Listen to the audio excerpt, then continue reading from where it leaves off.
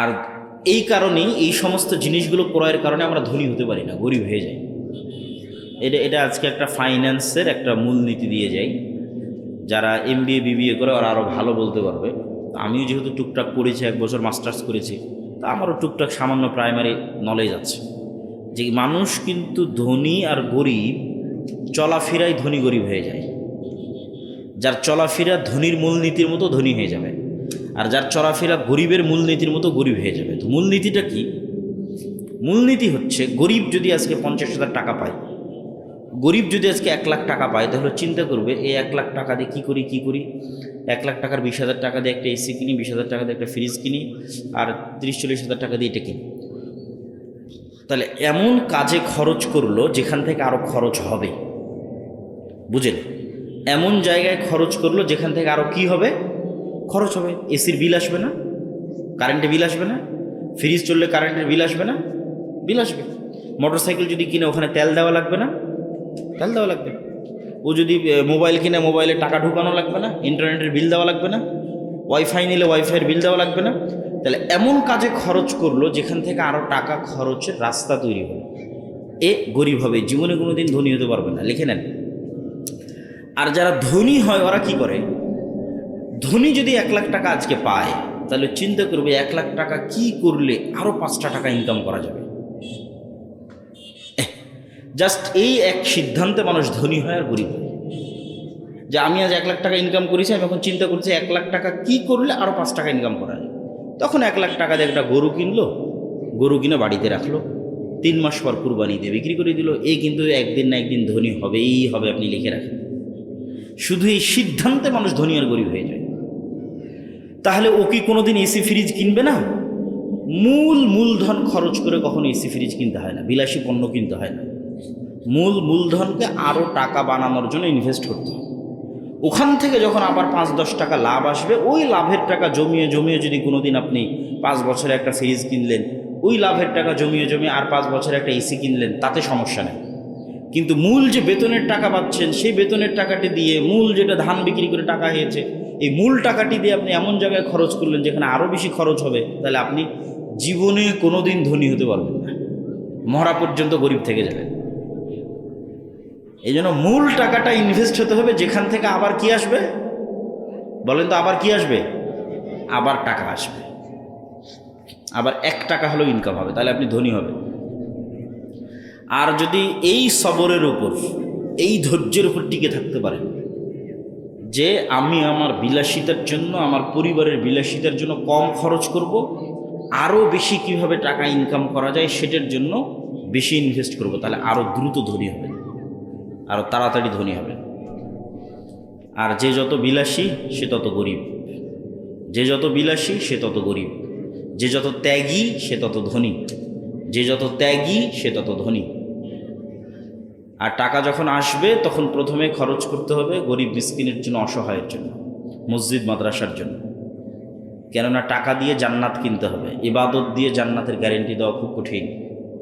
তো যত মা এবং বোন কিস্তিতে টাকা নিয়েছে, তারা সবাই কোনো না কোনোভাবে মিথ্যা বলে, কোনো না কোনোভাবে কি বলে? মিথ্যা বলে। আজ না কাল দিব, কাল না পরশু দিব, আজ এই সমস্যা কাল এই সমস্যা। তাহলে পুরো একটা মিথ্যা বলার কালচারের মধ্যে দিয়ে তাকে যেতে হবে, এবং এই মিথ্যার সাথে সে তার সন্তান সন্ততি পাড়া প্রতিবেশীকেও যুক্ত করে ফেলে যে বাবা তুমি এটা বলো, আজকে মা বাড়িতে নেই, বা আজকে এটা হয়েছে। তাহলে এই যে মিথ্যার কালচারের মধ্যে তো বড় হচ্ছে, এই মিথ্যাটাই হচ্ছে গোলামি। যে কোনো মানুষ যখন 2 নম্বরই রাস্তা অবলম্বন করে, ধোঁকা, মিথ্যা এবং দুর্নীতির রাস্তা অবলম্বন করে, তখন সে আসলে গোলাম হয়, গোলাম হয়ে যায়। সে আর স্বাধীন থাকতে পারে না, কেননা সে তার আত্মসম্মান, আত্মমর্যাদাকে বিক্রি করে দিয়েছে, এবং ওই মানুষের ব্রেনকে কিনে নেওয়া অন্টুর ব্যাপার। যে আজকে 5টা টাকা পাওয়ার জন্য মিথ্যা বলছে, 5টা টাকা দিবে না মর্মে মিথ্যা বলছে। ওকে যদি আমি বলি তোমাকে 500 কোটি টাকা দেবো, ওই লোককে মেরে দাও, মেরে দিবে। ওকে যদি বলি তোমাকে 50 কোটি টাকা দেবো, তুমি এটা বলো, বলে দিবে। তার মানে সে টাকার কাছে কি হয়ে যাবে? বিক্রি হয়ে যাবে। তাহলে যে টাকার কাছে বিক্রি হয় সে গোলাম, এবং পুরো প্রজন্ম গোলাম। ভারতের গোলাম, হিন্দুস্তানের গোলাম, আমেরিকার গোলাম, যারাই টাকা পয়সা দিবে তাদের গোলাম। তাহলে গোলামির জিঞ্জির থেকে মুক্ত হওয়ার জন্য সত্যবাদিতা, ন্যায়পরায়ণতার উপর অটল থাকতে হয়। তাহলে আপনি নেতা হতে পারবেন। বাংলাদেশের নেতা নয়, পৃথিবীর নেতা হয়ে যাবেন। শুধু বাংলাদেশের না, পুরো পৃথিবীর নেতা হবে যদি মুসলমানরা এই একটা গুণের উপর অটল থাকে, যে 2 নম্বর কোনো রাস্তা অবলম্বন করব না, দুর্নীতি, ধোঁকা, মিথ্যা, প্রতারণার অংশ হবে না। তো এই দুর্নীতি, মিথ্যা, ধোঁকা, প্রতারণার অংশ থেকে বেঁচে থাকার জন্য সুদ বা লোন থেকে বেঁচে থাকা খুব জরুরি। এটা আপনাকে মিথ্যার রাস্তায় টেনে নিবেই। এই জন্য ইসলামের অর্থনৈতিক ভিত্তির, তোমরা এই ড্রোনটা সরাতে বাবা, ও যা উড়ানো হয়েছে একে সরাও। তো এই জন্য ইসলামের অর্থনৈতিক মূলনীতিগুলোর একটা বড় মূলনীতি হচ্ছে অল্পে সন্তুষ্ট থাকা। অল্পে সন্তুষ্ট থাকা মানে যত বিলাসী পণ্য আছে সেই বিলাসী পণ্যে সুদের লোন নেওয়া বহু পরের কথা, কর্জে হাসানা নেওয়াও জায়েজ হবে কি না এটা আলোচনা করতে হবে। আবারও শুনেন আমার কথা। বিলাসী পণ্য মানে ফ্রিজ, বিলাসী পণ্য মানে এসি, বিলাসী পণ্য মানে আমার একটা বাটন ফোন দিয়ে চলে, আমি এখন অ্যান্ড্রয়েড ফোন নেব। বিলাসী পণ্য মানে আমার টিনের ঘরেও থাকতে পারি, তাও ইট দিয়ে ঘর তৈরি করব। তথা এমন কিছু যা না হলে আমি মরে যাচ্ছে এরকম নয়। আমার ছেলে অ্যাক্সিডেন্ট করেছে, মেডিকেলে আছে, এখন আমার টাকার দরকার, সেটা ভিন্ন। আমার ছেলে মেয়েকে বিবাহ দিব অথবা বাইরে বিশ্ববিদ্যালয়ে পড়াতে পাঠাবো, টাকার প্রয়োজন, সেটা ভিন্ন। কিন্তু এমন কিছু যেটা না হলেও আমি বেঁচে থাকতে পারতেছি, কিন্তু তারপরও চাচ্ছে করি, এইরকম কিছুর জন্য সুদের লোন বহু পরে কর্জে হাসানাও নেওয়া যাবে কি না, জায়েজ হবে কি না, এটা আলোচনা করতে হবে। আমি জানি না যে এরকম কোনো কাজে কর্জে হাসানা নেওয়া জায়েজ হয় কি না। যে আমার বাড়িতে ফ্রিজ নাই, বাবা তুমি আমাকে 20,000 টাকা ধার দাও, তোমাকে আমি পরিশোধ করে দেবো, আমি ফ্রিজ কিনবো। সুদে নিচ্ছি না, স্বাভাবিক কর্জে হাসানা। এই ফ্রিজ কর্জে হাসানায় কিনা যাবে, আর জায়েজ প্রমাণ করা কঠিন আছে। কর্জে হাসানাই তখন নেওয়া যাবে, সুদের লোন বহু পরে, কর্জে হাসানাই তখন নেওয়া যাবে যখন বিপদে। তখন সুদমুক্ত সমাজ তৈরি করার ক্ষেত্রে বললাম হারাম, বললাম গুনাহ।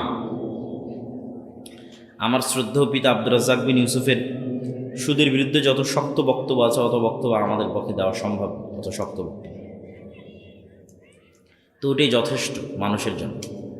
তা আমি কি বুঝাতে চাই মানুষকে? আমি মানুষকে বুঝাতে চাই সুদ হারাম, এ কথা তো ঠিক আছে, কিন্তু সুদ হচ্ছে দাসত্ব, সুদ হচ্ছে গোলামি। এবং শুধু মুসলমানদের জন্য নয়, পৃথিবীর প্রত্যেক মানুষের জন্য। পৃথিবীর প্রত্যেক মানুষের পায়ে গোলামির জিঞ্জির বেঁধে রেখেছে সুদ। হিন্দুর জন্য গোলামি, খ্রিস্টানের জন্য গোলামি, ইহুদির জন্যও গোলামি, মুসলমানের জন্য গোলামি। পৃথিবীর মানুষের মৌলিক স্বাধীনতা বিনষ্টকারী হচ্ছে সুদ। এমনকি শুধু মানুষ গোলাম নয়, দেশকেও গোলাম বানাতে পারে। এবং সুদ হচ্ছে জুলম, অত্যাচার। এই অত্যাচার টাকার উপরে হয়, অর্থনৈতিক ফ্লো, অর্থনৈতিক গতির উপরে অত্যাচার হয়। টাকার একটা নিজস্ব স্বাভাবিক গতি আছে, টাকার একটা স্বাভাবিক নিজস্ব মান আছে, যে মানটা সম্পদের বিপরীতে, স্বর্ণের বিপরীতে নির্ধারিত হওয়া উচিত। তো সুদ যখন সমাজে প্রচলিত হয়ে যায়, তখন মানুষের মধ্যে গোলামির জিঞ্জিরে আবদ্ধ হওয়ার যে প্রবণতা, এটা তৈরি হয়ে যায়। কিভাবে? ধরেন যত মা এবং বোন বক্তব্য শুনতেছে, এদের অনেকেই কোনো না কোনোভাবে কিস্তির সাথে যুক্ত আছে। অর্থনৈতিক সহযোগিতা দিয়ে, তারপরে মানসিক সাপোর্ট দিয়ে, বিপদ আপদে পাশে থেকে। অর্থনৈতিক সহযোগিতাও অনেক বড় ভূমিকা রাখে। অর্থনৈতিক মুক্তি ছাড়া আসলে গোলামি থেকে মুক্তি হয় না। মুহাম্মদ সাল্লাল্লাহু আলাইহি ওয়াসাল্লাম যখন মক্কা থেকে মদিনায় গেলেন, তখন মদিনার অর্থনীতি ইহুদিদের কন্ট্রোলে ছিল। সকল ব্যবসায়িক কেন্দ্রগুলো এবং সকল ব্যবসায়িক লেনদেনগুলো ইহুদিরা কন্ট্রোল করত। যারা আপনারা দাঁড়িয়ে আছেন অল্প সময়, বসে পড়েন, আমরা তো বেশি সময় আপনাদের থেকে নিব না। ডানে যারা দাঁড়িয়ে আছেন, পিছনে দাঁড়িয়ে আছেন, সবাই বসে যান। আমরা অনেক দূর থেকে আসছি, আবার অনেক দূরে যাব। এবং মাগরিবের আগে আমাদের প্রোগ্রাম শেষ হবে, আবার গাইবান্ধা শাখাটা যেতে হবে। এই 2-5 মিনিট দাঁড়িয়ে না থেকে কোরআন এবং হাদিসের মজলিসে ফেরেশতারা বসে থাকে, তা আপনারাও তাদের সম্মানে বসে পড়েন। কতক্ষণ এবার বসে থাকবেন? পিছন থেকে আউড় নেন, আউড় নিয়ে নিজের মতো বিছিয়ে বসে পড়েন। অথবা স্বেচ্ছাসেবক তোমরা যারা আছো এই প্রোগ্রামের দায়িত্বশীল, তারা বসার ব্যবস্থা করে দাও। পিছন দিকে বসার ব্যবস্থা নাই। তো মুহাম্মদ সাল্লাল্লাহু আলাইহি ওয়াসাল্লাম যখন মক্কা থেকে মদিনায় গেলেন, তখন মদিনার অর্থনীতি ইহুদিদের কন্ট্রোলে। তো মুহাম্মদ সাল্লাল্লাহু আলাইহি ওয়াসাল্লাম খুব ভালোভাবে জানতেন অর্থনৈতিক মুক্তি ছাড়া গোলামি থেকে মুক্তি হয় না, নেতৃত্ব ধরা যায় না। টাকা থাকবে ইহুদির কাছে, আমি মুহাম্মদ সাল্লাল্লাহু আলাইহি ওয়াসাল্লাম কীভাবে নেতা হব? নেতৃত্বের একটা পাটে টাকা পয়সা চলেই আসে অর্থনৈতিক মুক্তির জন্য। তো মুহাম্মদ সাল্লাল্লাহু আলাইহি ওয়াসাল্লাম কী করলেন? যেহেতু মুহাম্মদ সাল্লাল্লাহু আলাইহি ওয়াসাল্লামের রক্তে ব্যবসা ছিল এবং মক্কা থেকে যারা আসছে কুরাইশ, এরা জন্মগত ব্যবসায়ী। লিইলাফি কুরাইশ ইলাফিহিম রিহলাতা শিতাই ওয়াস সাইফ, এটা কিন্তু কুরাইশদের ব্যবসাকে কেন্দ্র করে এই সূরাটা অবতীর্ণ হয়েছে। তো কুরাইশরা জন্মগত বিজনেসম্যান, তো ওরা মক্কা থেকে খালি হাতে মদিনায় আসছে। আর মদিনার মানুষ হচ্ছে আনসারি কৃষক, যেমন আমাদের দিনাজপুর, লালমনিরহাট, ঠাকুরগাঁও, কুড়িগ্রাম, পঞ্চগড় এই অঞ্চলে কৃষিকাজের উপর, বা পুরো বাংলাদেশের মানুষেরাই বেশিরভাগ কৃষিকাজের উপর নির্ভরশীল। তো মদিনার আনসারিরা বেশিরভাগ কৃষিকাজের উপর নির্ভরশীল। তো মুহাম্মদ সাল্লাল্লাহু আলাইহি ওয়াসাল্লাম আনসারিদের বললেন, যেহেতু তোমরা ব্যবসা অতটা বুঝো না, তোমরা এক কাজ করো, তোমাদের সবার সম্পদ অর্ধেক অর্ধেক, প্রত্যেকেই একজন মুহাজিরের দায়িত্ব নাও, তাকে অর্ধেক সম্পদ দিয়ে দাও, তাহলে ও ব্যবসা করবে, মদিনা উন্নত হবে, আমাদের হাতে টাকা পয়সার কন্ট্রোল চলে আসবে। আনসারিরা তাই করলেন। মক্কা থেকে যারা মুহাম্মদ সাল্লাল্লাহু আলাইহি ওয়াসাল্লামের সাথে এসেছিল সব পাকা বিজনেসম্যান, উসমান ইবনে আফফান, জুবাইর ইবনুল আওয়াম, আব্দুর রহমান ইবনে আউফ, বড় বড় ব্যবসায়ী। এরা মদিনার মানুষের টাকা দিয়ে ব্যবসা শুরু করলো, করতে করতে একটা সময় মাল্টি বিলিয়নার হয়ে গেল, কোটিপতি, কোটি কোটি টাকার মালিক। এখন আল্লাহর নবী যে মসজিদে নববী তৈরি করছে, এই মসজিদে নববীর সামনের যে কুয়া, এটা মসজিদ, সামনে কুয়া আছে। তো আগের যুগে তো পানির সংকট, বিশেষ করে মরুভূমিতে পানির সংকট একটা বড় বিষয়। আর ইসলামে 5 বার সালাত আদায় করার জন্য 5 বারই উজু করা লাগে। এখন ওই ইহুদির কুয়াতে যদি মুসলমান উজু করতে যায়, তাহলে মুসলমানকে অনুমতি নিতে হচ্ছে ইহুদির, তাহলে তো মাথা নত, ভাই ইহুদি তোমার কুয়াতে একটু উজু করবো, তাহলে মাথা নত পুরো মুসলমানের, মাথা নত মুহাম্মদ সাল্লাল্লাহু আলাইহি ওয়াসাল্লামের। তাহলে স্বাধীনতা কেমনে আসবে? অর্থনৈতিক মুক্তি ছাড়া স্বাধীনতা হয় না। তো মুহাম্মদ সাল্লাল্লাহু আলাইহি ওয়াসাল্লাম বললো, এই কুয়া কে কিনে দিতে পারবে? এবার তো টাকা লাগবে। অর্থনৈতিক মুক্তিতে মুহাম্মদ সাল্লাল্লাহু আলাইহি ওয়াসাল্লামের সম্মান বাঁচতেছে। উসমান ইবনে আফফান বলল, আল্লাহর নবী আমি কিনে দিতে পারবো। বলেন আল্লাহু আকবার। উসমান রাদিয়াল্লাহু তাআলা আনহু মদিনার সামনের, মসজিদ নববীর সামনের কুয়া মুসলমানদের জন্য কিনে দিয়ে দিলেন। তাহলে এখন উজু করতে এখন আর ইহুদির অনুমতির দরকার হবে? এই জন্য অর্থনৈতিক মুক্তি, জ্ঞান শিক্ষা, অর্থনৈতিক মুক্তি খুব দরকার। বাংলাদেশের যুবক ছেলেপেলেরা মনে করে যে চাকরি করেই খেতে হবে। মুসলমানের খাতায় চাকরি করা বলে কিছু নাই। মুসলমানের খাতায় ব্যবসা। नहीं मकाम की खूगर तबीयत आज़ाद, सैरे मिसाले नसीम पैदा कर। আল্লামা ইকবাল বলেছে যে মুসলমানদের স্বভাব নির্দিষ্ট কোনো জায়গায় আটকে থাকা নয়, নির্দিষ্ট কোনো কাজে আটকে থাকা নয়। সকালে প্রবাহিত মৃদু বাতাস যেমন সারা পৃথিবীতে ছড়িয়ে পড়ে, মুসলমানেরা তেমন ব্যবসায়িক কাজে এবং দিনের কাজে সারা পৃথিবীতে ছড়িয়ে পড়বে। ঠিক আছে? তেরে সঙ্গে রাহ সে ফুটে হাজার চশমা। যখন মানুষ মনে করবে যে এটাই মনে হয় আমার একমাত্র কাজ, তখন তার নতুন রাস্তা তৈরি হবে না। বাপ মা যেটা করেছে আমাকে সেটাই করতে হবে, অথবা চাকরিই করতে হবে, নতুন রাস্তা তৈরি হবে।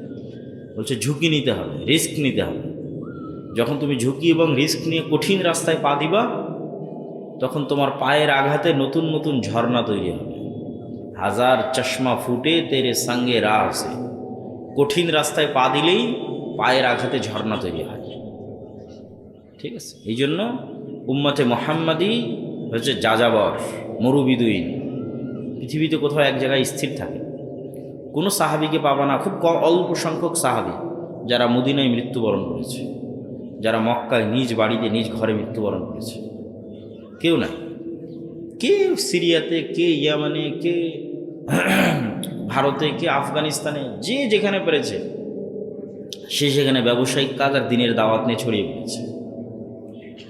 কিন্তু এখন আমরা 190 বছর ব্রিটিশদের গোলামি করে, উর্দুতে একটা শব্দ আছে নওকার, নওকার মানে হচ্ছে চাকর। তো বাংলাতে যতদিন আমি চাকরি শব্দটা শুনেছি ততদিন আমার ব্রেনে এই জিনিসটা কাজ করে। উর্দুতে যখন ভারতে ছিলাম তখন ওরা বলে যে আপকো কাহি নৌকরি মিলি, নৌকরি করনা है कि नहीं करना, मतलब নৌকরি মানে হচ্ছে চাকরি। তখন আমি দেখলাম কি রে, নৌকার থেকে নৌকরি, নৌকার মানে চাকর, সেখান থেকে নৌকরি। তো বাংলাতেও তো একই অবস্থা, চাকর, চাকর থেকে চাকরি। তো আসলে চাকরি করা মানে আসলে চাকর, চাকরি শব্দটা এসেছে চাকর থেকে, যেমন নৌকরি শব্দটা এসেছে নৌকার থেকে। হ্যাঁ, কেউ না কেউ চাকরি করবেই, চাকরি না করলে ব্যবসায়িক প্রতিষ্ঠান চলবে না, বন্ধ হয়ে যাবে।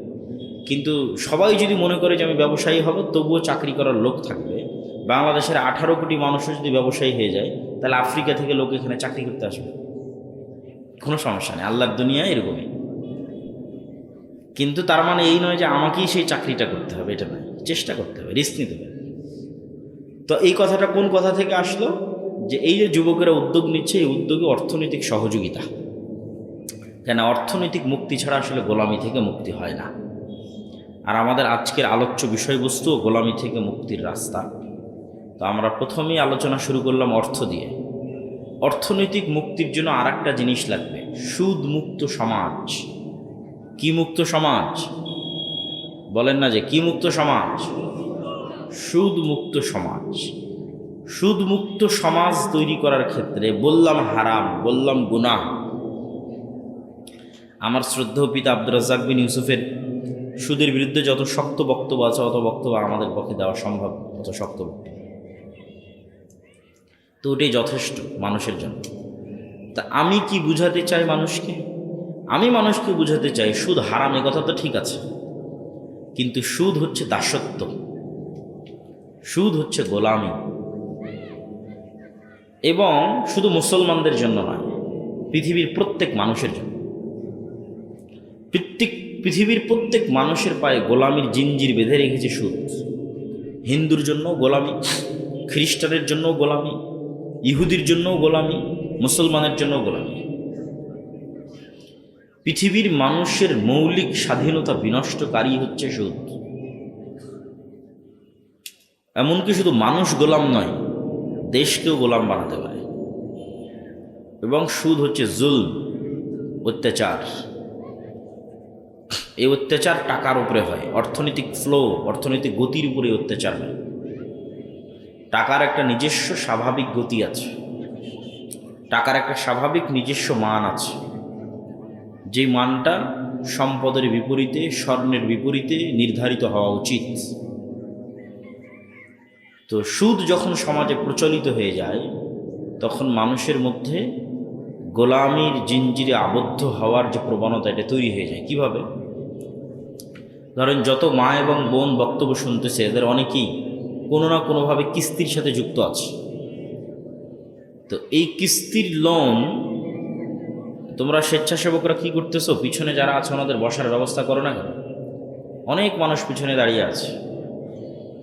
যারা আপনারা পিছনে দাঁড়িয়ে আছেন, একটু বসেন। বক্তব্য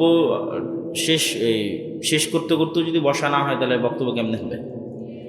বক্তব্য শেষ হয়ে যাবে, আপনারা বুঝতে পারলেন না, তাহলে তো হবে না। সব স্বেচ্ছাসেবককে অনুরোধ জানাচ্ছি, তোমরা পিছনে যাও এবং সবার বসার ব্যবস্থা করো। এবং গেটের ওখানে 2 জন দাঁড়িয়ে থাকো, যাতে কেউ দাঁড়িয়ে না থাকতে পারে পুরো প্যান্ডেলে। যার বসার ইচ্ছা হচ্ছে না, সে যেন চলে যায়। তো যত মা এবং বোন কিস্তিতে টাকা নিয়েছে, তারা সবাই কোনো না কোনোভাবে মিথ্যা বলে। কোনো না কোনোভাবে কি বলে? মিথ্যা বলে। আজ না কাল দিব, কাল না পরশু দিব, আজ এই সমস্যা, কাল এই সমস্যা। তাহলে পুরো একটা মিথ্যা বলার কালচারের মধ্যে দিয়ে তাকে যেতে হবে। এবং এই মিথ্যার সাথে সে তার সন্তান সন্ততি পাড়া প্রতিবেশীকেও যুক্ত করে ফেলে যে বাবা তুমি এটা বলো, আজকে মা বাড়িতে নেই বা আজকে এটা হয়েছে। তাহলে এই যে মিথ্যার কালচারের মধ্যে তো বড় হচ্ছে, এই মিথ্যাটাই হচ্ছে গোলামি। যে কোনো মানুষ যখন 2 নম্বরই রাস্তা অবলম্বন করে, ধোঁকা, মিথ্যা এবং দুর্নীতির রাস্তা অবলম্বন করে, তখন সে আসলে গোলাম হয়, গোলাম হয়ে যায়। সে আর স্বাধীন থাকতে পারে না, কেননা সেটা আত্মসম্মান, আত্মমর্যাদাকে বিক্রি করে দিয়েছে। এবং ওই মানুষের ব্রেনকে কিনে নেওয়া অন্টুর ব্যাপার। যে আজকে 5টা টাকা পাওয়ার জন্য মিথ্যা বলছে, 5টা টাকা দিবে না মর্মে মিথ্যা বলছে। ওকে যদি আমি বলি তোমাকে 500 কোটি টাকা দেবো, ওই লোককে মেরে দাও, মেরে দিবে। ওকে যদি বলি তোমাকে 50 কোটি টাকা দেবো, তুমি এটা বলো, বলে দিবে। তার মানে সে টাকার কাছে কি হয়ে যাবে? বিক্রি হয়ে যাবে। তাহলে যে টাকার কাছে বিক্রি হয় সে গোলাম, এবং পুরো প্রজন্ম গোলাম।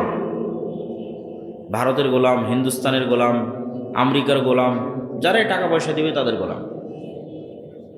তাহলে গোলামির জিঞ্জির থেকে মুক্ত হওয়ার জন্য সত্যবাদিতা, ন্যায়পরায়ণতার উপর অটল থাকতে হয়। তাহলে আপনি নেতা হতে পারবেন। বাংলাদেশের নেতা নয়, পৃথিবীর নেতা হয়ে যাবেন। শুধু বাংলাদেশের না, পুরো পৃথিবীর নেতা হবে যদি মুসলমানরা এই একটা গুণের উপর অটল থাকে, যে 2 নম্বর কোনো রাস্তা অবলম্বন করব না, দুর্নীতি, ধোঁকা, মিথ্যা, প্রতারণার অংশ হবে না। তো এই দুর্নীতি, মিথ্যা, ধোঁকা, প্রতারণার অংশ থেকে বেঁচে থাকার জন্য সুদ বা লোন থেকে বেঁচে থাকা খুব জরুরি। এটা আপনাকে মিথ্যার রাস্তায় টেনে নিবেই। এই জন্য ইসলামের অর্থনৈতিক ভিত্তির, তোমরা এই ড্রোনটা সরাও তো বাবা, ও যা উড়ানো হয়েছে হয়েছে, ওকে সরাও। তো এই জন্য ইসলামের অর্থনৈতিক মূলনীতিগুলোর একটা বড় মূলনীতি হচ্ছে অল্পে সন্তুষ্ট থাকা। অল্পে সন্তুষ্ট থাকা মানে যত বিলাসী পণ্য আছে, সেই বিলাসী পণ্যে সুদের লোন নেওয়া বহু পরের কথা, কর্জে হাসানা নেওয়াও জায়েজ হবে কি না এটা আলোচনা করতে হবে। আবারও শুনেন আমার কথা।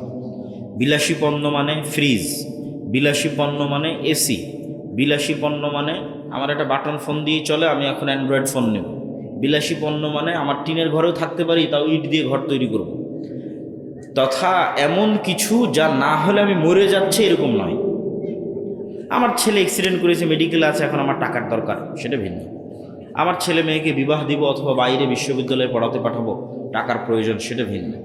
কিন্তু এমন কিছু যেটা না হলেও আমি বেঁচে থাকতে পারতেছি, কিন্তু তারপরও চাচ্ছে করি, এইরকম কিছুর জন্য সুদের লোন বহু পরে কর্জে হাসানাও নেওয়া যাবে কি না, জায়েজ হবে কি না, এটা আলোচনা করতে হবে। আমি জানি না যে এরকম কোনো কাজে কর্জে হাসানা নেওয়া জায়েজ হয় কি না। যে আমার বাড়িতে ফ্রিজ নাই, বাবা তুমি আমাকে 20,000 টাকা ধার দাও, তোমাকে আমি পরিশোধ করে দেবো, আমি ফ্রিজ কিনবো। সুদে নিচ্ছি না, স্বাভাবিক কর্জে হাসানা। এই ফ্রিজ কর্জে হাসানায় কিনা যাবে, আর জায়েজ প্রমাণ করা কঠিন আছে। কর্জে হাসানাই তখন নেওয়া যাবে, সুদের লোন বহু পরে, কর্জে হাসানাই তখন নেওয়া যাবে যখন বিপদে, তখন। আর স্বাভাবিক জীবনে অল্পে সন্তুষ্ট, অল্পে সন্তুষ্ট, সবর, যতদূর পর্যন্ত হালাল ইনকামে চলে, যতদূর পর্যন্ত হালাল ইনকামে চলে। আর এই কারণেই এই সমস্ত জিনিসগুলো ক্রয়ের কারণে আমরা ধনী হতে পারি না, গরিব হয়ে যাই। এটা আজকে একটা ফাইন্যান্সের একটা মূলনীতি দিয়ে যাই। যারা MBA BBA করে ওরা আরও ভালো বলতে পারবে।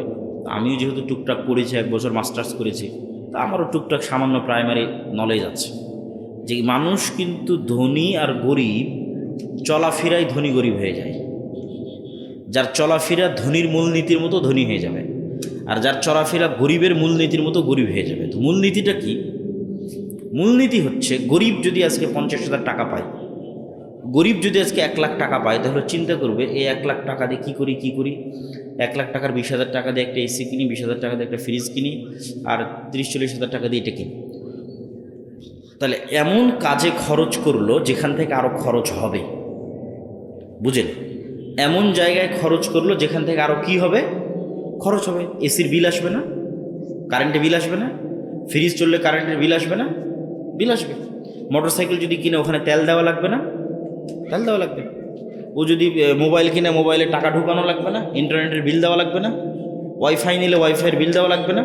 তাহলে এমন কাজে খরচ করলো যেখান থেকে আরও টাকা খরচের রাস্তা তৈরি হলো। এ গরিব হবে, জীবনে কোনোদিন ধনী হতে পারবে না, লিখে নেন। আর যারা ধনী হয় ওরা কি করে, ধনী যদি 1 লাখ টাকা আজকে পায় তাহলে চিন্তা করবে 1 লাখ টাকা কি করলে আরও 5টা টাকা ইনকাম করা যাবে। জাস্ট এই এক সিদ্ধান্তে মানুষ ধনী হয় আর গরিব হয়।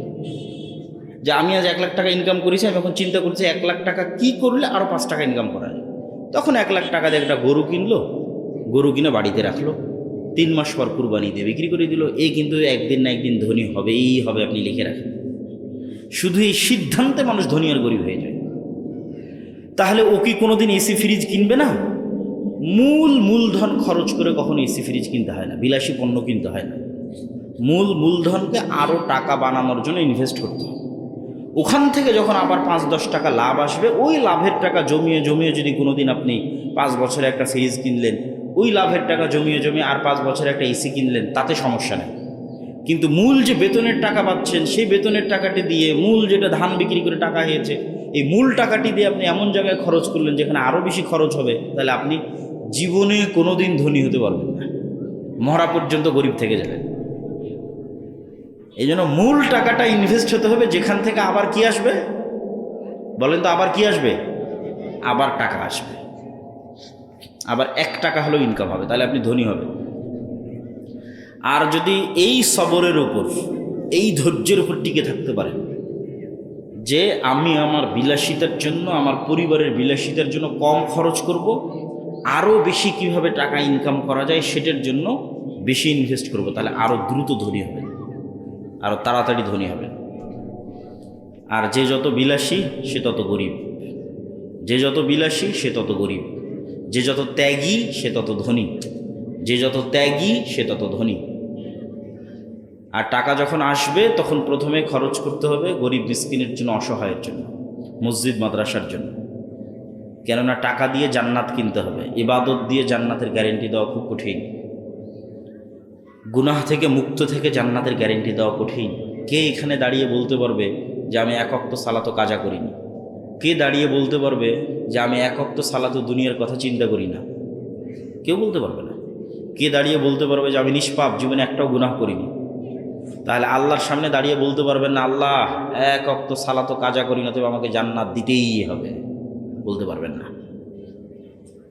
আল্লাহ আমি জীবনে একটাও গুনাহ করিনি, জান্নাত দিবা না কেন?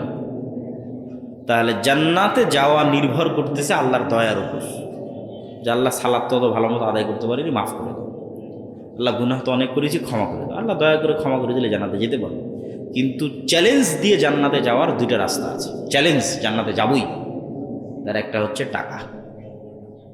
যে ঠিক আছে যতদূর পারছি আল্লাহর ইবাদত করি, অন্তত 5 ওয়াক্ত সালাত ঠিক রাখি, কবিরা গুনাহ থেকে বেঁচে থাকি, তারপরে যদি ভুল ত্রুটি কিছু হয়, ইবাদতে যদি কিছু কমতি হয়, তাহলে জান প্রাণ দিয়ে টাকা ইনকাম করো, টাকা ইনকাম করে ওই টাকা আল্লাহর রাস্তায় দান করো।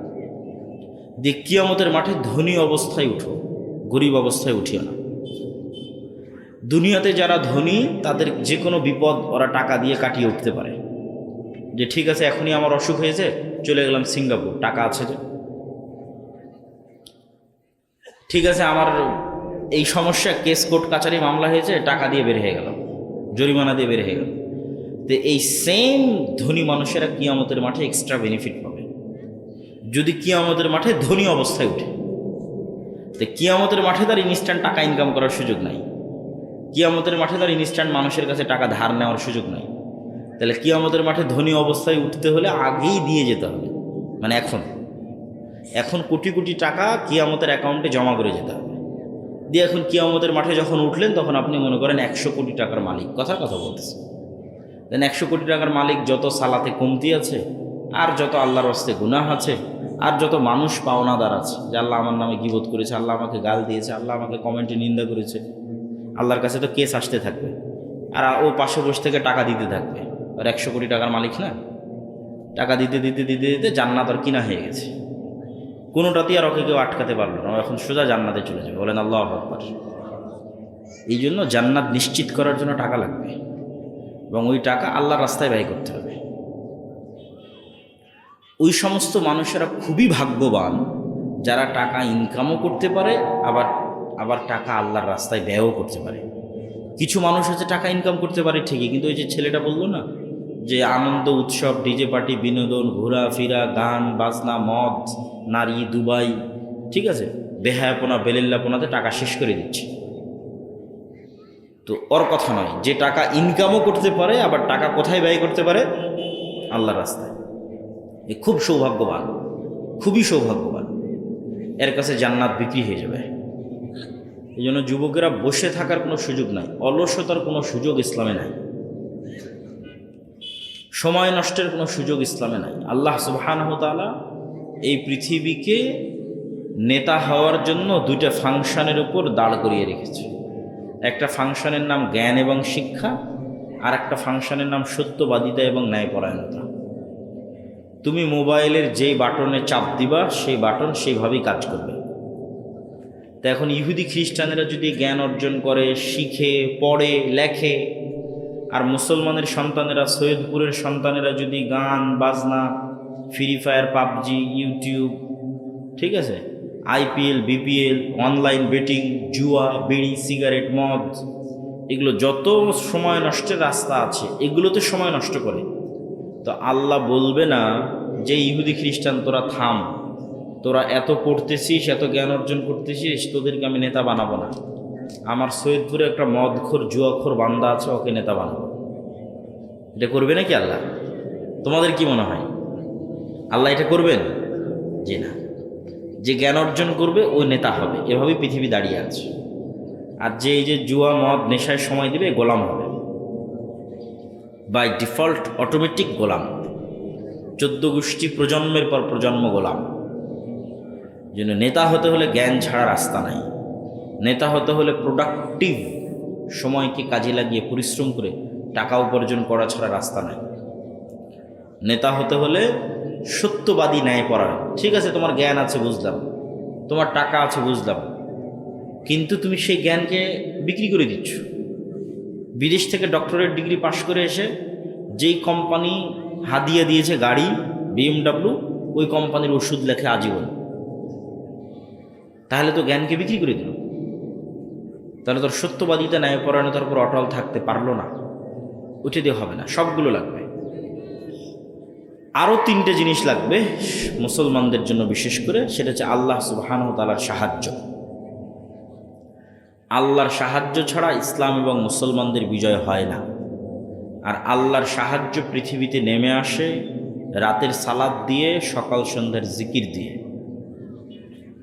সালাত এবং জিকির পৃথিবীতে আল্লাহর সাহায্য নেমে আনার টেকনোলজি, প্রযুক্তি, এবং পৃথিবীর সর্বোচ্চ পর্যায়ের প্রযুক্তি। ধরো আমাদের সামনে একটা উন্নত মানের দরজা, যেমন আজকের যদি কোনো ঢাকা অথবা চিটাগাংয়ের কোনো বড় অফিসে যাও, তাহলে সেই অফিসে গিয়ে দেখবো যে দরজায় লক দেওয়া আছে, ফিঙ্গারপ্রিন্টে লক ওপেন হচ্ছে, দরজার লক, অথবা পাসওয়ার্ডে দরজার লক ওপেন হচ্ছে, অথবা কার্ড প্রেস করলে, 5 স্টার হোটেলগুলোতে কার্ড প্রেস করলে দরজার লক ওপেন হয়ে যায়। তো এই যে দরজায় লক দেওয়া আছে, মনে করো আমরা এমন একটা দরজার সামনে দাঁড়িয়ে আছি, যেই দরজা এর চাইতেও উন্নত প্রযুক্তির, আরও উন্নত প্রযুক্তির। সেই দরজাতে লক নির্ধারণ করা আছে 3 ভাবে। দরজার সামনে নির্ধারিত সময়ে আসতে হবে, ওই টাইমে আসলেই দরজার লক কাজ করবে, ওই টাইমের বাইরে আসলে কাজ করবে না। তাহলে নির্ধারিত সময়ে দরজার সামনে এসেছো, দরজার সামনে আসার পর ওই দরজার মধ্যে একটা চিত্র, যেমন ফেস ভেরিফিকেশানে একটা পিকচার নিয়ে নেয়, ডানে বামে তাকিয়ে পিকচার নিয়ে নেয়, ফেস ভেরিফিকেশানে ধরলে এটা ওপেন হয়ে যায়। তো ওখানে একটা চিত্র ইনস্টল করা আছে, আপলোড দেওয়া আছে, যেটার সাথে মিললে দরজাটা ওপেন হবে। তো শুধু কি চিত্র না, প্রত্যেকটা পার্টের সাথে একটা সাউন্ড ওখানে ইনস্টল করা আছে, যে এই পার্টে যদি এই সাউন্ড উচ্চারণ করে দরজা খুলবে। তাহলে মনে করো নির্ধারিত সময় আমরা দরজার সামনে আসলাম, এসে এভাবে দাঁড়ালাম, এটা একটা চিত্র ওই দরজাতে ইনস্টল দেওয়া আছে। এবার সাউন্ড, আলহামদুলিল্লাহ রাব্বিল আলামিন আর রহমানির রহিম, সাউন্ডও মিলে গেল। এবার রুকুতে গেলাম, ওইটাও একটা চিত্র, ওইটাও ওই দরজায় ইনস্টল দেওয়া আছে, ওইটার সাথে একটা সাউন্ড ম্যাচ করা আছে, সুবহান রাব্বিল আযীম, সুবহান রাব্বিল আযীম। সিজদায় গেলাম, ওটাও একটা পিকচার, ওটাও ওই দরজায় ইনস্টল দেওয়া আছে, ওখানকার সাউন্ড সুবহান রাব্বিল আলা ওটার সাথে ম্যাচ করলো, নির্ধারিত সময়ে গেল, নির্ধারিত পিকচার গেল, নির্ধারিত সাউন্ড গেল, ওই দরজাটা খুলে গেছে। এইটা এমনি উদাহরণ হিসেবে বোঝানোর জন্য তোমাকে বলতেছি। তো আল্লাহ সুবহানাহু ওয়া তাআলার সাহায্য পৃথিবীতে নেমে আসবে, গায়েবী মদত। তো গায়েবের পাসওয়ার্ড, গায়েবের ওই দরজা ওপেন হবে সালাত দিয়ে। বল আল্লাহু আকবার। আল্লাহর সাহায্যের দরজা উন্মুক্ত হয় সালাতে। এই জন্য সূর্যগ্রহণে আল্লাহর নবী সালাত পড়ে, চন্দ্রগ্রহণে আল্লাহর নবী সালাত পড়ে, বৃষ্টির দরকার হলে আল্লাহর নবী সালাত পড়ে, জানাজার জন্য আল্লাহর নবী সালাত পড়ে, যুদ্ধের মাঠে সালাত পড়ে, যে কোনো বিপদ আপদে সালাত পড়ে। কেন এটার চেয়ে পাওয়ারফুল কোনো টেকনোলজি পৃথিবীতে নাই যেটা পৃথিবীতে আল্লাহর সাহায্য নামিয়ে আনতে পারে আসমান থেকে। এই জন্য মুসলমানেরা যারা সালাত আদায় করে না এরা আল্লাহর গন্তির মধ্যেই পড়ে না, আল্লাহর কাউন্টের মধ্যেই পড়ে না, খাতাতে নামই নাই। এই জন্য ও ধর্তব্যের মধ্যে আসবে না, সার্টিফিকেট পরীক্ষা কোনো কিছুতেই কাউন্ট হবে না। যতক্ষণ আছে সালাতে ততক্ষণ কাউন্ট হবে। আরও যদি তোমাদের সহজ করার জন্য বলি, ইয়াং জেনারেশন, তোমাদের সহজের জন্য বলতেছি, ইবনুল কাইয়িম রাহিমাহুল্লাহ বলছে যে বান্দা যখন সালাতে দাঁড়ায় এবং নির্ধারিত সিজদার জায়গায় চোখ রাখে, তখন আল্লাহ সুবহানাহু ওয়া তাআলা তার নূরের পর্দা সরিয়ে বান্দার মুখোমুখি হয়ে যান, বান্দার আর মুখোমুখি থাকেন না। তো এই উদাহরণ যেহেতু ইবনুল কাইয়িম রাহিমাহুল্লাহ দিয়েছে, আমি তোমাদের বোঝার জন্য আরও সহজ উদাহরণ দিই। তোমরা অনলাইনে জুমে ক্লাস করো না? অনেকেই অনলাইনে ক্লাস করেছো, এরকম কে কে আছে এখানে? অনলাইনে যখন ক্লাস করো তখন ইন্টারনেট কানেক্ট থাকার কারণে তোমার টিচার অনলাইনে আসলো, তুমিও জুমে লগ ইন করে ক্লাসে ঢুকে গেলাম। তাহলে তোমার চেহারা তোমার টিচার দেখতে পাচ্ছে, তুমি তোমার টিচারের চেহারা দেখতে পাচ্ছ। তো ইন্টারনেটের যে প্রযুক্তি, এই প্রযুক্তির চাইতেও হাজার এবং কোটি গুণ টপ লেভেলের প্রযুক্তি হচ্ছে সালাত, যেটাতে বান্দা তার রবের মুখোমুখি হয়ে যায়। বল আল্লাহু আকবার। তো তুমি যেমন ওই যে ক্লাসে অনুপস্থিত যদি থাকো, তোমাকে পরীক্ষা দিতে দিবে, তোমাকে সার্টিফিকেট দিবে। অনলাইন ক্লাসে তুমি তোমার টিচারের মুখোমুখি হলে না, অনুপস্থিত থাকলা, তো তোমার সার্টিফিকেটও নেই, তোমার নাম্বারও নাই, কিছুই নেই। তো তুমি দিনে 5 বার রবের দরবারে গিয়ে হাজিরা দিলে না, ওই সেম সিস্টেমে, সেম ফরম্যাটে, যেটাতে গায়েবে নির্ধারণ করা আছে, লাউহে মাহফুজে যে ফরম্যাট নির্ধারিত আকারে আছে, ওটার সাথে মিলতে তো হবে। ওটাই তো পাসওয়ার্ড হিসেবে বললাম। তুমি দিনে 5 বার ওই কাজটা করলে না, তো তুমি তো আল্লাহর গন্তির খাতার মধ্যেই নাই। তোমার এখন বাকি আমল দিয়ে লাভ কি? তোমার ভোট দিয়ে লাভ কি? তোমার তাকবীর দিয়ে লাভ কি? তোমার মিছিল দিয়ে লাভ কি? কোনোটাই কোনো কাজে আসবে না, সব বাদ, সব জিরো। আগে হাজিরা হতে হবে, হাজিরা হওয়ার পর বাকি কাজ। এই জন্য 5 ওয়াক্ত সালাতের কোনো বিকল্প নাই। নিজের পরকাল বাঁচাতে, আল্লাহর সাথে নিজের সম্পর্ক ঠিক রাখতে এবং গোলামি থেকে মুক্তির লক্ষ্যে 5 ওয়াক্ত সালাত সবার আগে, সবার চেয়ে জরুরি। 2 নাম্বার আর একটা আমরা বলেছি জিকির। একটু পানি বা একটু চা দিয়েন তো। সকাল সন্ধ্যার জিকির, জিকির বোঝানোর জন্য, এরকমই তোমাদের পরিভাষায় বোঝানোর জন্য আমি বলি, জিকির হচ্ছে সাউন্ড টেকনোলজি, আওয়াজ কেন্দ্রিক একটা টেকনোলজি, একটা প্রযুক্তি। এই যে এখানে যত ক্যামেরা আছে, পানি দিলেও হবে, সমস্যা নেই। এখানে যত ক্যামেরা এবং মোবাইল আছে, এগুলো সবগুলোই আলো বা লাইটের যে ওয়েভ, তরঙ্গ আছে, ওই টেকনোলজির উপর দাঁড়িয়ে আছে। সমস্যা নেই, সমস্যা নেই। জাযাকাল্লাহ।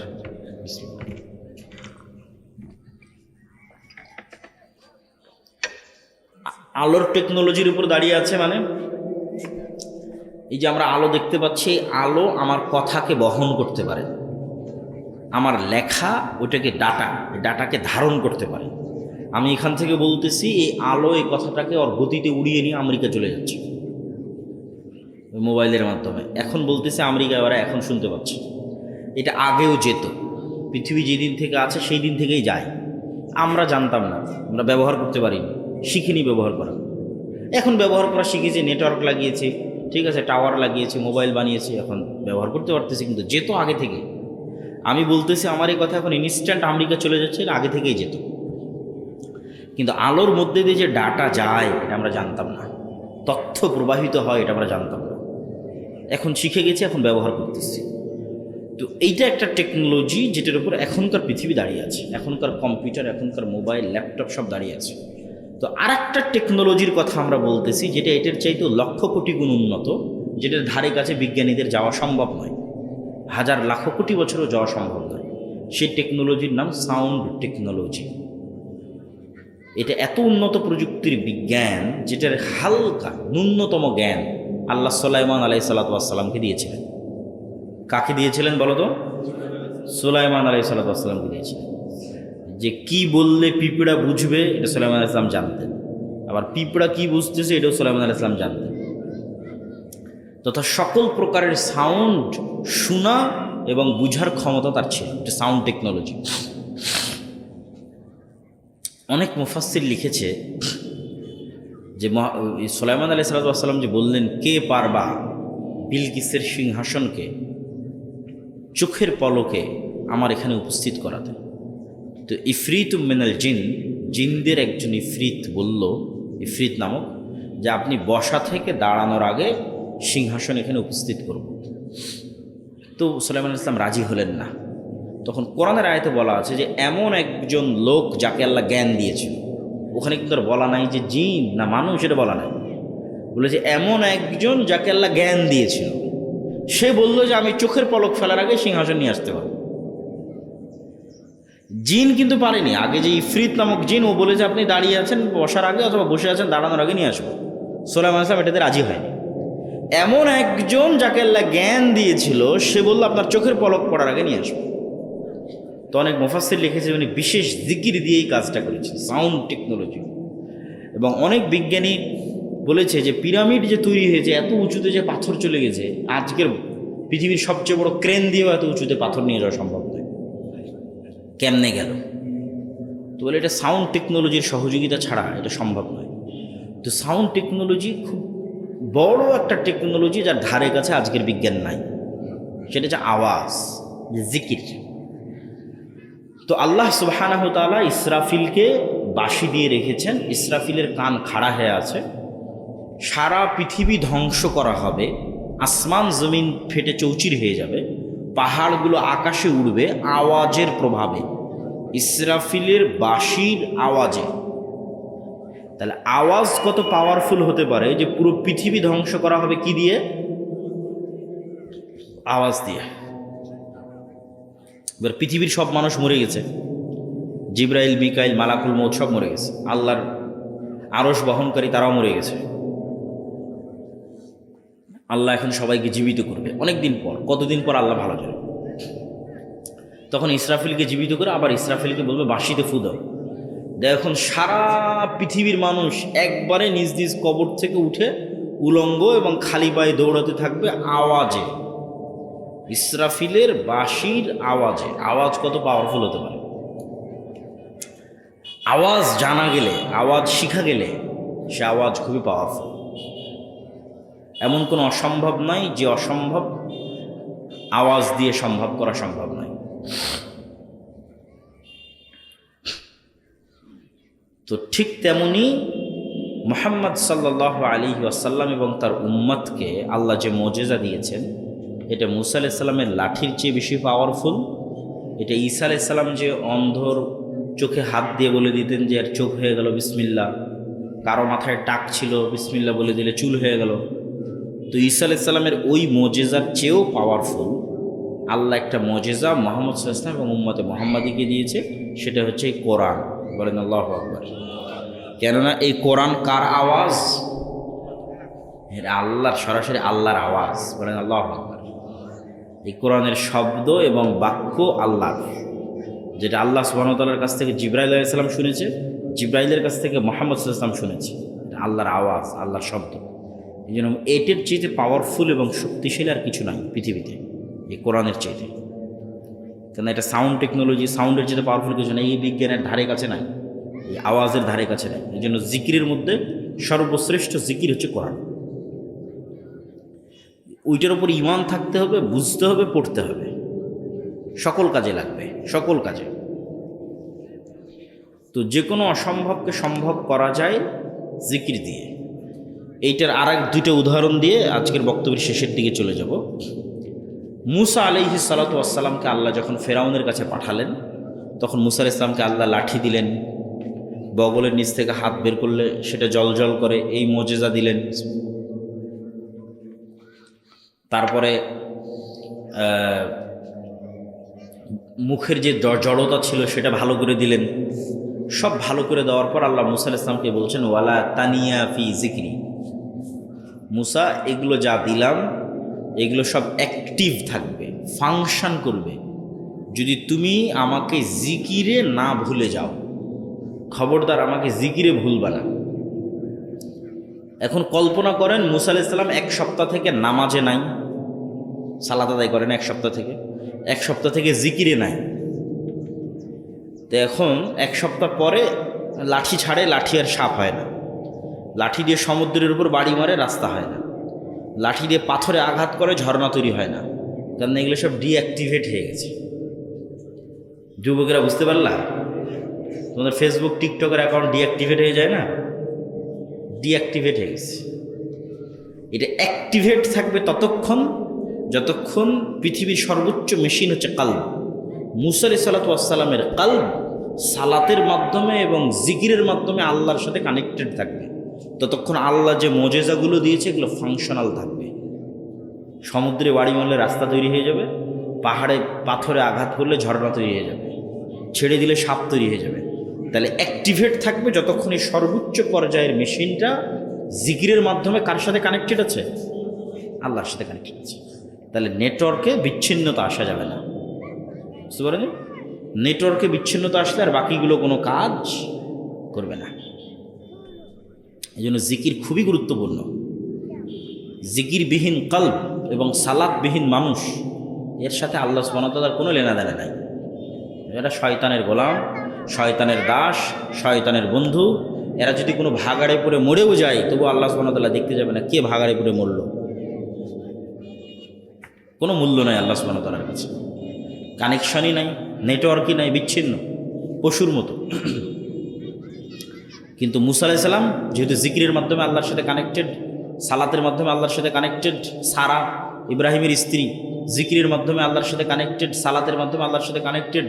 যখন যা মুখ দিয়ে উচ্চারণ করবে আল্লাহ সুবহানাহু ওয়া তাআলা তাই করবে।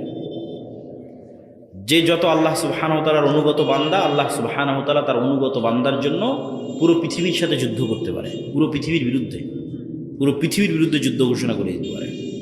পুরো পৃথিবী যদি তার আল্লাহ সুবহানাহু ওয়া তাআলার অনুগত বান্দাকে অত্যাচার বা জুলুম করে। তাহলে জিকিরের আর একটা উদাহরণ দিই।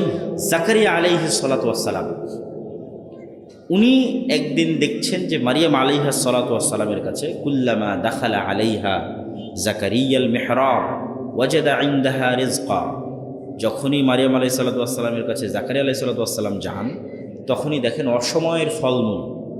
ক্বালা ইয়া মারিয়ামু আন্না লাকি হাযা, মারিয়াম এগুলো কোথায় থেকে আসে? ক্বালাত হিয়া মিন ইনদিল্লাহ, আল্লাহর পক্ষ থেকে আসে।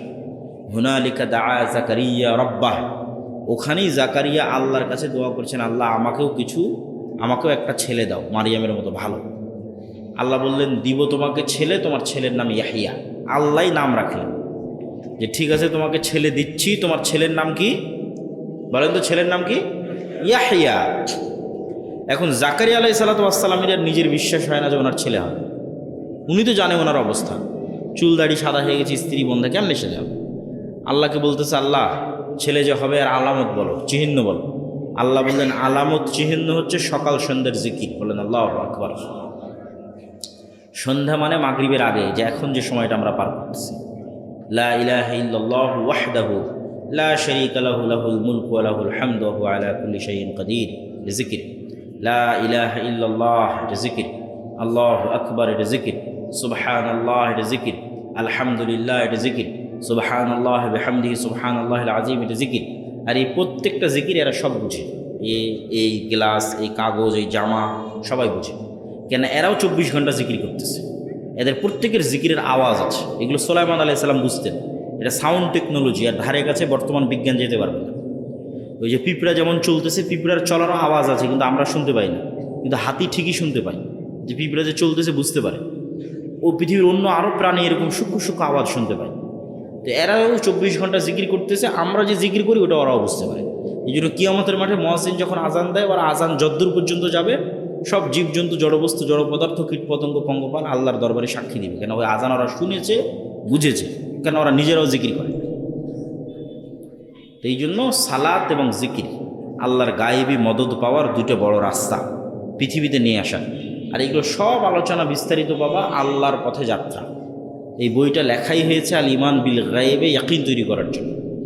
ভবিষ্যৎ যে প্রজন্ম আজ থেকে 20-30 বছর পর ইসলামী বিপ্লব করে বাংলাদেশে ইসলামের পতাকাকে উড্ডীন করবে, এদের সম্পর্ক আগে মজবুত হতে হবে আল্লাহর সাথে। আল্লাহর সাহায্য ছাড়া ইসলামের বিজয় হয় না, ফুল স্টপ। আল্লাহর সাহায্য যেখানে নাই ওখানে দুনিয়ার স্বার্থ বিজয় হতে পারে, ইসলাম বিজয় হবে না। এই জন্য আমাদের প্রথম বই আল্লাহর পথে যাত্রা, এটা বিপ্লব তৈরি করার বই। এর পরের বই আসবে বাস্তব জগতের কাজ নিয়ে, পরের বই আসবে যে কীভাবে ইসলামী বিপ্লব হতে পারে। কিন্তু আল্লাহর সাহায্য যতক্ষণ নিশ্চিত না হয়েছে কোনো কাজ হবে না। আল্লাহর সাহায্য নিশ্চিত হওয়ার জন্য আল্লাহর সাথে সম্পর্ক মজবুত লাগবে। আল্লাহর সাথে সম্পর্ক মজবুত করতে চাইলে গায়েব সম্পর্কে জ্ঞান অর্জন করতে হবে।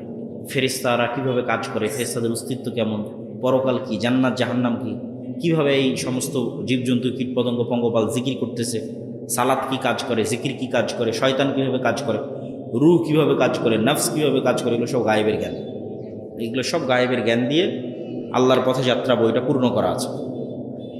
প্রত্যেক মসজিদে এই বইয়ের উপর সপ্তাহে অন্তত একদিন 1-2 পৃষ্ঠা করে দার্স হতে হবে, প্রত্যেক মসজিদে, খুবই জরুরি।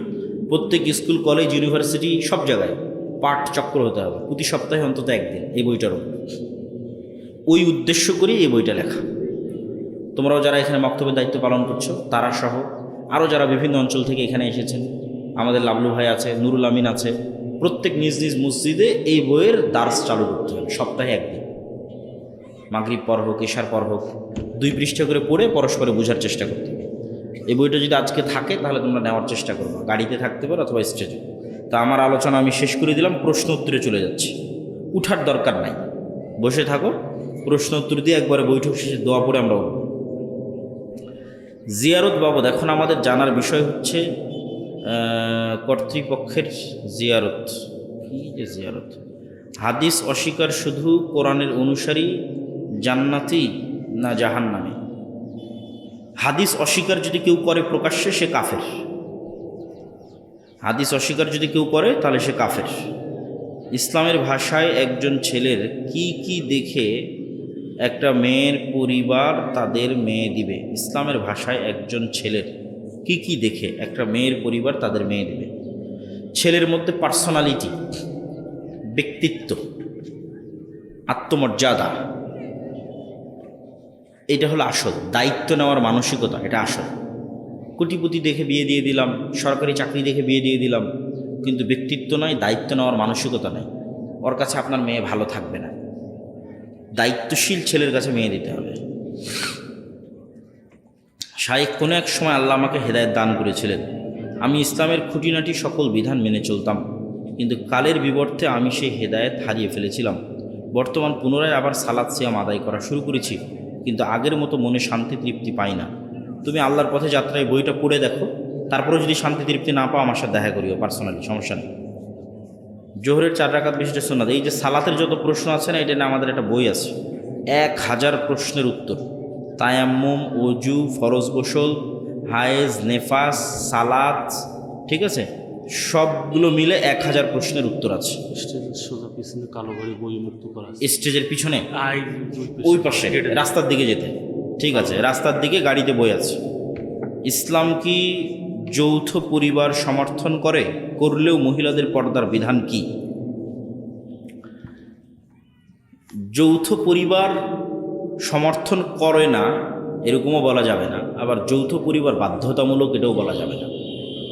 এখন আমি যদি ছেলে হই তাহলে আমার উপর শুধু আমার স্ত্রী আর ছেলে মেয়ের দায়িত্ব এটা নয়, আমার উপর আমার বাপ মায়েরও দায়িত্ব আছে। তাহলে বাপ মায়ের দায়িত্বটা আমাকে বাপ মায়ের সাথে বাপ মায়ের বাড়িতে থেকেই পালন করতে হবে এটাও জরুরি নয়, পরিবেশ পরিস্থিতির উপর নির্ভর করে।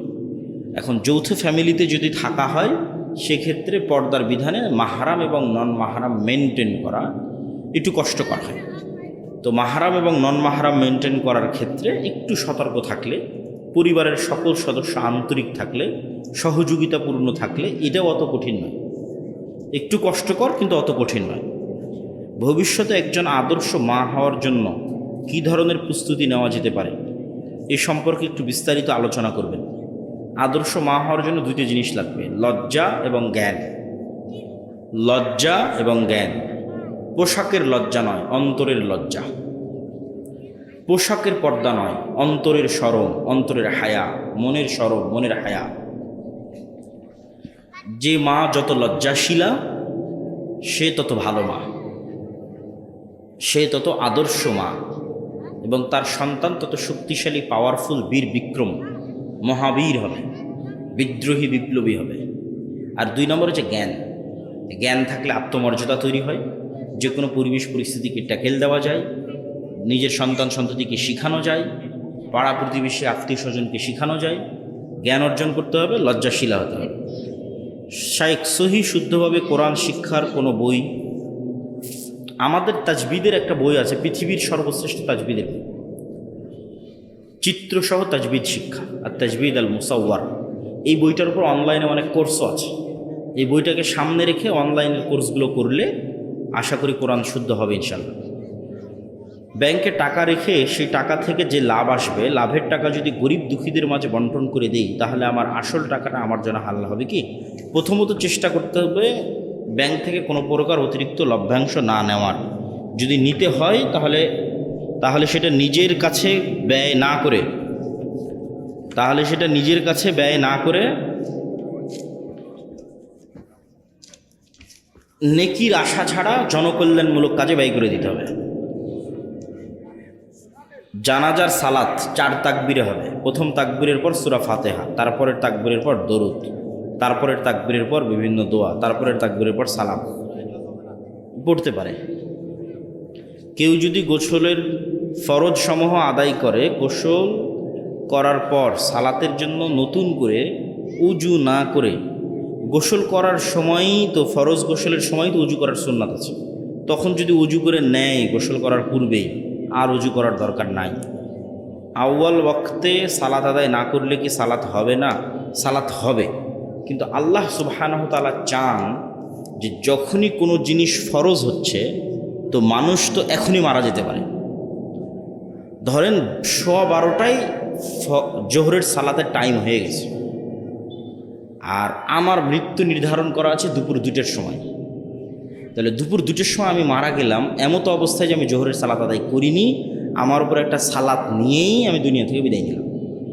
তাহলে এখন 12:15টার সময় সালাতের সময় হয়ে গেছে, আমি তখনই সালাত আদায় করে নিয়েছি। তাহলে আমি আল্লাহর আদেশের সাথে খুব দ্রুত অ্যাক্টিভ থাকি, এটা আল্লাহ খুবই পছন্দ করে। এই জন্য ইবাদতের মধ্যে সবচেয়ে গুরুত্বপূর্ণ ইবাদত আউয়াল ওয়াক্তে সালাত আদায় করা। কেন তখনই আদেশ শুরু হয়েছে, কে সবার আগে দেখি? যে সবার আগে সেই তো আল্লাহর শ্রেষ্ঠ বান্দা। আমার জামা ছিঁড়ে গেছে, ছেঁড়া জামা শরীরে পড়া অবস্থায় সেলাই করলে কি না? তো এরকম এইগুলো কুসংস্কার, কোনো ক্ষতি হবে না।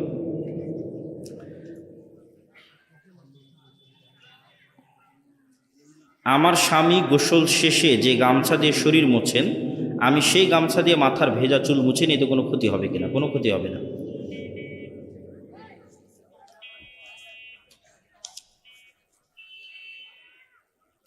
গর্ভধারিণী নারীরা যখন গর্ভধারণ করেন, নির্ধারিত 6 মাস 7 মাস পরে তার শ্বশুর বাড়িতে গিয়ে কি স্বাদ খাওয়ানো হয়, গর্ভধারিণী নারীর উপর তার শ্বশুর বাড়ি থেকে এটা বাধ্যতামূলক হয়ে থাকে। এগুলো কুসংস্কার, এগুলো কিচ্ছু নাই। গর্ভধারিণী নারী যদি কিছু করতে চায়, তাহলে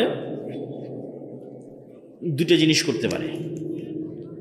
ইহুদিরা একটা জিনিস করায়, আর আমরা মুসলমানেরা আর একটা জিনিস করতে পারি। ইহুদিরা করাই হচ্ছে প্রচুর পরিমাণে গণিত এবং অঙ্ক করতে বলে মাকে, যে তুমি প্রচুর পরিমাণে গণিত এবং অঙ্কের সাথে কানেক্টেড থাকো, তাহলে ছেলে মেধাবী হবে, প্রচুর ব্রেনি হবে।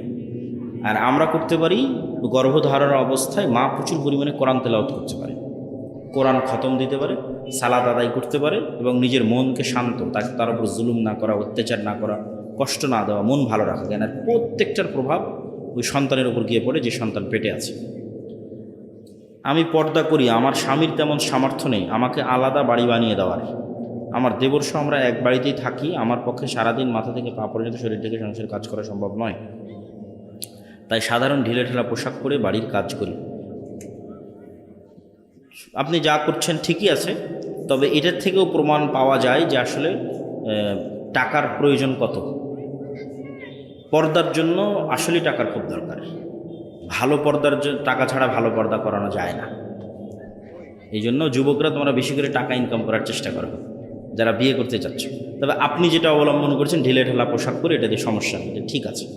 এটা দিয়ে আল্লাহ সুবহানাহু ওয়া তাআলা আপনার অন্তরের পর্দাকে আল্লাহ সুবহানাহু ওয়া তাআলা গ্রহণ করবে ইনশাআল্লাহ, এবং আপনার চেষ্টাকে। আমার মামা শ্বশুর বাড়িতে এসেছেন, আমার শাশুড়ি মা তাকে যথেষ্ট আপ্যায়ন করেছেন, তাই মামা শ্বশুরের সামনে নিজেকে বের হওয়ার প্রয়োজন মনে করিনি। আমি বের হইনি এবং কথাও বলিনি। লম্বা প্রশ্ন। সালাদের সময় কথা বলা কি জায়েজ? তাহাজ্জুদ সালাত আদায় শেষে ঘুমিয়ে তাই ফজরের জামাত পায়নি, এতে কোনো পাপ হবে কি?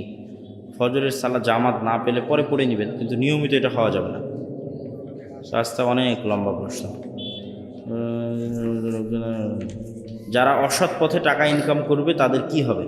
আর যারা পৃথিবীতে হারাম টাকায় দান ও আচরণ ভালো কাজ করবে তারা কি জান্নাত পাবে? হারাম টাকায় আবার দান হয় নাকি?